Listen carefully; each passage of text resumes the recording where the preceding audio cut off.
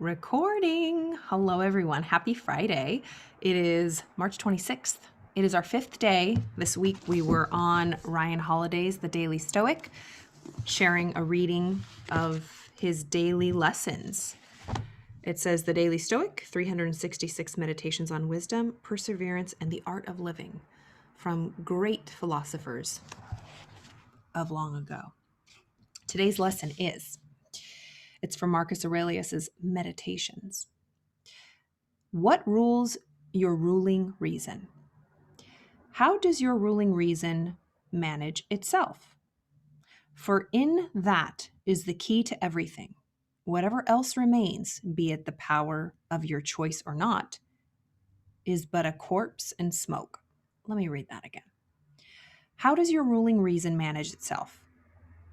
For in that is the key to everything. Whatever else remains, be it in the power of your choice or not, is but a corpse and smoke. Ryan Holiday goes on to kind of interpret it and put his daily lesson. The Roman satirist Juvenal is famous for this question: who watches the watchman? In a way, this is what Marcus Aurelius is asking himself, and what you might ask yourself throughout the day. What influences the ruling reason that guides your life? This means an exploration of all subjects like evolutionary biology, psychology, neurology, and even the subconscious. You know that's my jam. Because these deeper forces shape even the most disciplined, rational minds. You can be the most patient person in the world, but if science shows we make poor decisions on an empty stomach, what good is all the patience? So don't stop at Stoicism. Don't just stop at the subject that you're studying, right? But explore the forces that drive and make Stoicism possible. Learn what underpins this philosophy you're studying, how the body and mind tick. Understand not only your ruling reason, the watchman, but whoever and whatever rules that too. I love this. Ryan Holiday is encouraging us when we're so stuck or forced or, really into a topic, and we create our theories or our conceptualizations, just our theories of life, and we can think that we're right. For example, I was in training today and we were all sharing our theoretical orientations of therapy. And there was 9 other of my colleagues. Every single person had a different one. Every single person. Some were art, some approached it through different modalities of art therapy, CBT, DBT, person-centered, humanistic. Of course, me, I was like, I'm existential, like humanistic too. What's the meaning of life?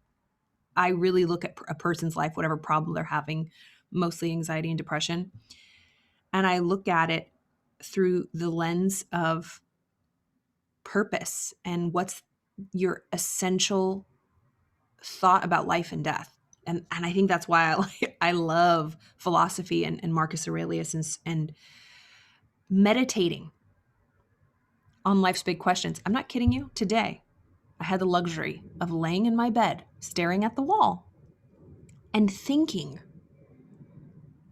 really just thinking about something that was on my mind. And what was on my mind, I'll share it with you. It was, okay, we hear these quotes all the time. Whatever, they pick you up, you brush past them, but do we ever really dive into them? And I thought I understood this quote. And it's said in a couple different ways, but the basic tenet of it was Albert Einstein's question, the most important question he had. Is the universe friendly? Do we live in a hostile universe or a friendly universe? That's the most important question you have to ask yourself. I've heard that a lot. I don't know if you've heard that a lot. And I am a very positive person. And I would always say friendly universe. And the more, I kind of study and I'm open to different theories, I'm like, oh my gosh, that's kind of harder to answer. So I go back and forth. Well, I don't know. This past few weeks, I'm like, this is what Albert Einstein was saying. We have to decide. We can't stay neutral. I've said this before. What side of the road are you on? If you're in the middle of the road, you're going to get run over. This is, I think I've said it before. I'm very black and white in my thinking about either being team positive or team negative. Is life for me or is it against me? Can I find the silver lining in things, or is it just complete shit and garbage? I can find evidence and truth in both, whatever side I'm on. At least I'm on a side. And I found this little article about Albert Einstein's Is the Universe Friendly? And it says, I think the most important question facing humanity is the universe a friendly place? This is the first and most basic question all people must answer for themselves. That was the quote that Einstein said. And we hear it and we repeat it, we being me. But do I ever answer it? Did I ever make a decision, a committed decision to believe one way or another? And he says, for Einstein, for if we decide that the universe is an unfriendly place, then we will use our technology, our science, discoveries, and our natural resources to achieve safety and power by creating bigger walls to keep out the unfriendliness and bigger weapons to destroy all that which is unfriendly. And I believe that we are getting to a place where technology is powerful enough that we may either completely isolate or destroy ourselves as well in the process. This had to have been back in the 50s or 60s when the nuclear bomb and the nuclear age came and the powerful weapons that could obliterate all of us. And he was right. That's the direction we were headed.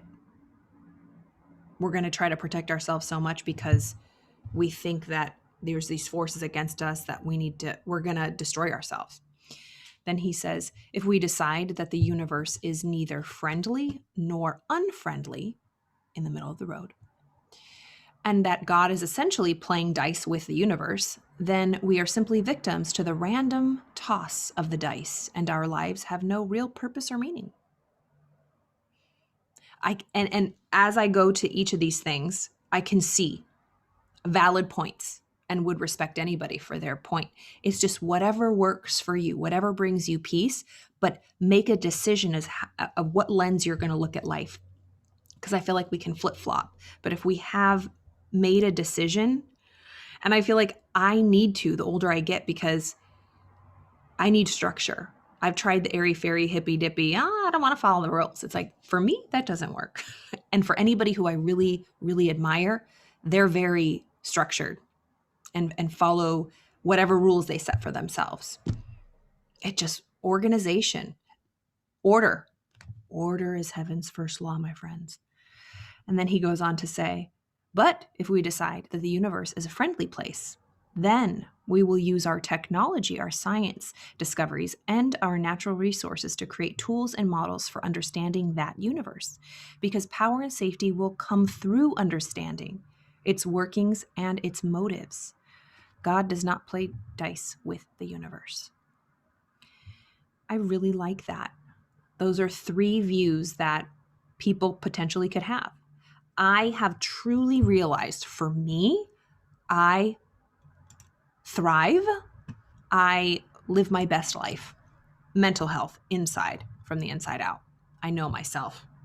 I've studied. I know myself. I thrive best when I believe that the universe is a friendly place. That things work in my favor. And I don't know why, but this book was coming to me. The Seed of the Soul by Gary Zukav. I don't know if you've read it. Oh my gosh. It just really makes you, well, the way he describes how he conceptualizes life it makes so much sense. It really resonated with me. And I think maybe that's why, I think he asked the question. It was just last night. But I had heard it earlier in the week too, and I'm like, wow, that question's really up for me. I feel like I was in the middle of the road. I was getting run over. I'm like, well, is it all random? And I was a little mad. I was like, did all those things have to happen in my life the unfairness of life. That's what it was. He was having a show about what do we do when we think life's unfair? And I'm sure every single person listening to this and everybody in the world has felt like that at some times. And he was saying, we have to answer that question. Is things happening for us or to us? And I know it can sound trite, and I know it can sound very like an easy blanketed answer. And you can think someone's Pollyanna or ignoring the bad stuff if they're like, I think the world's working for me and everything is I can learn from.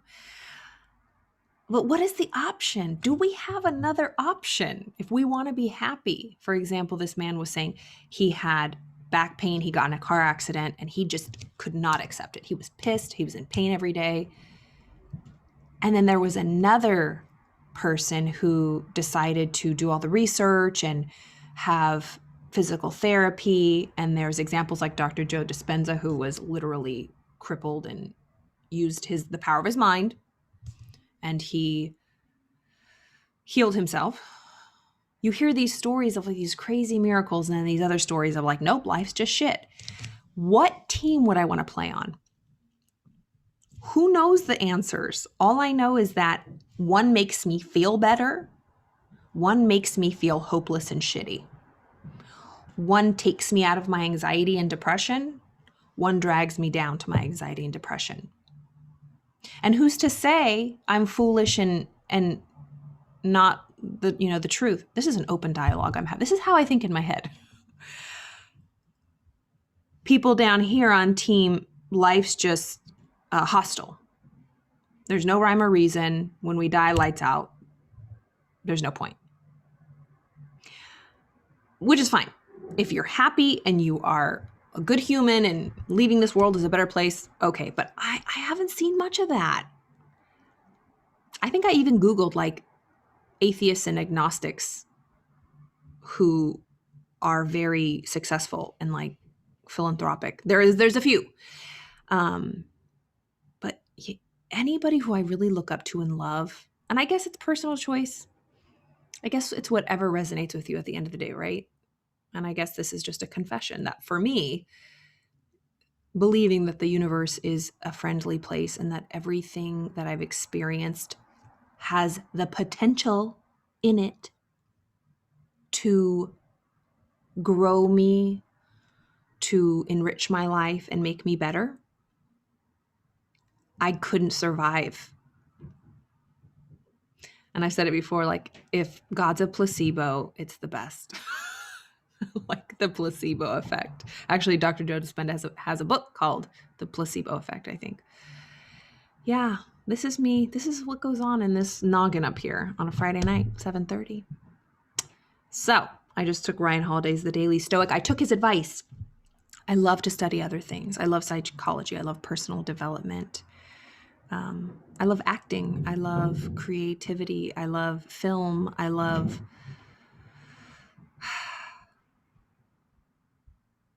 theology, spirituality. I love it all. And I just am so grateful to learn from every modality. I love science. And it's funny, I think that God is science. I think God is math. I think that science and religion have so much more in common. And some of my greatest teachers came to that conclusion too. It's like the more you study the universe, I think math is the language of God. I love that. I think I've said that before. You know, the universe is so precise. It's so exact. Yeah, this is deep. I hope you're having a wonderful Friday. Have a wonderful weekend. I will be back Monday. And I was going to dive back into, which I promise I'll continue, Neville Goddard, Your Faith is Your Fortune. But you guys, next week, I'm very excited. This is what I want to dive into. I don't know if you've ever seen this, and I hope it's showing. Let me make sure that this is showing. Okay. U Squared by Price Pritchett. We're going to read this. By we, I mean me. Next week. It is only 36 pages. So I'm going to read it all week, and you will have listened, if you listen to all my videos, have listened to the whole book. just like I did As a Man Thinketh. And if you haven't watched those, they're in the recordings. Yeah, so I'm really excited. And U Squared by Price Pritchett, a high velocity formula for multiplying your personal effectiveness in quantum leaps. It's a good book. I look forward to seeing you all next week. Have a wonderful evening.